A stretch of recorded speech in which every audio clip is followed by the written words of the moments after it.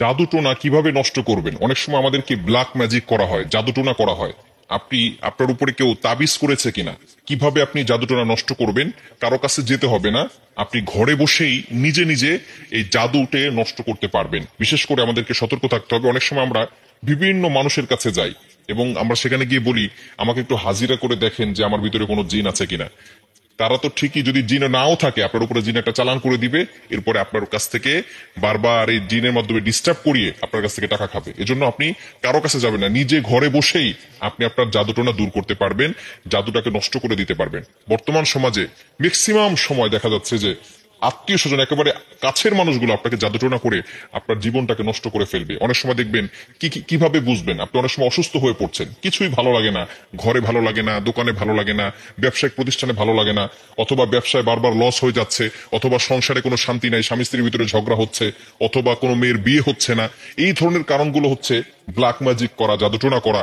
এটা হচ্ছে তার লক্ষণ। জাদুটোনা করেছে কিনা তার লক্ষণ হচ্ছে বারবার অসুস্থ হয়ে যাওয়া, বিভিন্ন ভাবে আপনি অসুস্থ হয়ে পড়ছেন। মেয়েটার বিয়ে হচ্ছে না, বারবার পাত্র আসে, দেখে সবকিছু ঠিকঠাক থাকে, যেদিন বিয়ে ডেট দিবে তার কিছুদিন আগে বলে বিয়ে করবো না। এরকম অনেকে হয়, অনেকে আমাদের কাছে ফোন দিয়ে বলে। এটা হচ্ছে ব্ল্যাক ম্যাজিক, জাদুটোনার একটি অন্যতম লক্ষণ। এরকম লক্ষণ যদি আপনার ভিতরে থেকে থাকে, তাহলে আপনি জাদুটোনা কিভাবে নষ্ট করবেন আজকে বলে দিব। আপনারা খুব সুন্দর করে প্র্যাকটিক্যালি দেখাবো ইনশাল্লাহ। আপনি দেখে এটা যদি প্র্যাকটিস করেন, ইনশাল্লাহ জাদুটোনা যদি থেকে থাকে তাহলে আপনি নিজেই এটা করলে আপনার জাদুটোনা কেটে যাবে। ব্ল্যাক ম্যাজিক করে আপনার কেউ ক্ষতি করতে পারবে না, এবং এরপর থেকে আপনাকে কিছু আমল করতে হবে। আচ্ছা, আমি আপনাদেরকে দেখাচ্ছি। কলম আছে নাকি কারো কাছে? এই যে একটা কলম। সর্বপ্রথম আপনি যে কাজটা করবেন, প্রথমে অজু করবেন। অজু করে আপনি সূরাতুল ফাতিহা একবার পড়বেন, সূরা ফালাক একবার পড়বেন, সূরা নাস একবার পড়বেন, সূরা ইখলাস একবার পড়বেন। এরপরে আয়াতুল কুরসি পড়বেন। প্রথমে সূরা ফাতিহা একবার, এরপরে সূরা ফালাক একবার, সূরা নাস একবার, এরপরে সূরা ইখলাস একবার, আয়াতুল কুরসি একবার। এটা পড়ার পরে এরপর আপনি একটা চেয়ারে বসবেন। উজু অবস্থায়, পবিত্র অবস্থায় চেয়ারে বসবেন। মনে রাখবেন, কোরআনের ভিতরে আল্লাহ তাআলা শেফা দিয়েছেন। আল্লাহ তাআলা নিজেই বলে দিয়েছেন 15 নম্বর পারা 9 নম্বর পৃষ্ঠার 2 নম্বর লাইন, সূরা বানী ইসরাঈলের 82 নম্বর আয়াতে আল্লাহ তাআলা বলছেন, ওয়া নুনাজ্জিলু মিনাল কুরআন মা হুয়া শিফাউ ওয়া রাহমাতুল লিল মুমিনিন। আমি আল্লাহ তাআলা মুমিনদের জন্য কোরআনটা শিফা স্বরূপ নাজিল করে দিয়েছি।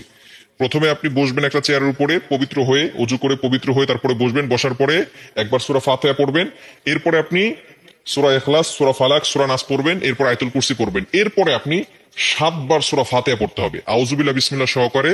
এই যে একটা ছুরি নিবেন ডান হাতে, ডান হাতে, এটা আমি পেন দিয়ে দেখাচ্ছি, আপনি একটা ছুরি নিবেন।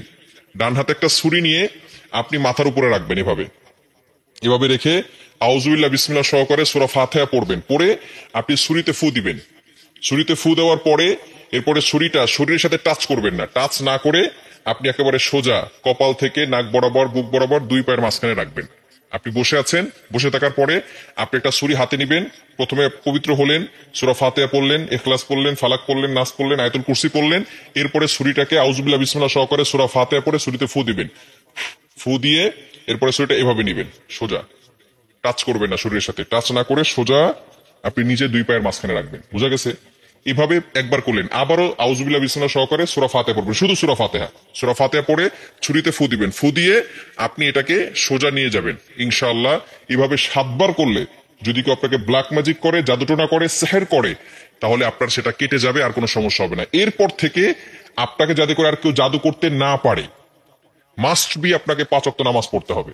এবং কেউ যাতে করে জাদু করে, তাবিজ করে আপনাকে কোনো ক্ষতি করতে না পারে, 5 ওয়াক্ত নামাজ পড়ে আয়াতুল কুরসি, 4 কুল, সূরা বাকারা শেষ 2 আয়াত এগুলো পড়ে বুকে ফু দিবেন এবং হাতে ফু দিয়ে পুরো শরীরকে মাসাজ করে দিবেন। ইনশাআল্লাহ আপনার শরীর বন্ধ থাকবে, এবং রাতের বেলা ঘুমানোর সময় ওযু করে ঘুমাবেন, এই আমল করে শরীর বন্ধ করে ঘুমাবেন ইনশাআল্লাহ।